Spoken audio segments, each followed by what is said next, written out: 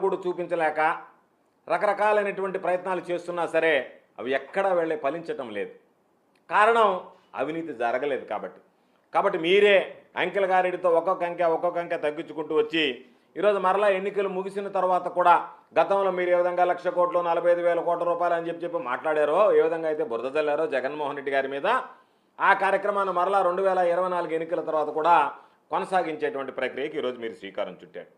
ఈరోజు ఒకసారి గమనిద్దాం, అక్కడ ఏం రాశారు, ఇక్కడ ఏమొచ్చింది, జగన్మోహన్ రెడ్డి గారి పేరుందా లేకపోతే మరొకటి ఉందా, దాని అంశం ఏంది, ఒక రిపోర్ట్ను ఆధారంగా చేసుకొని మాట్లాడుతున్నారు. కేసు లేదు, ఇంతవరకు అది విచారణకు తీసుకోలేదు. దానికి సంబంధించి ఆదాని వాళ్ళ సంస్థ ఒక ఖచ్చితమైనటువంటి బేస్లెస్ అలిగేషన్స్, మేము దీన్ని న్యాయ పోరాటం చేస్తాము, వీటికి ఏమీ ఆధారాలు లేవని చెప్పి కూడా వాళ్ళు చెప్పడం జరిగింది. ఇది యుఎస్కి సంబంధించినటువంటి ఆ సెక్కి అదానీకి సంబంధించినటువంటి దాన్ని జగన్మోహన్ రెడ్డి గారికి ముడిపెట్టి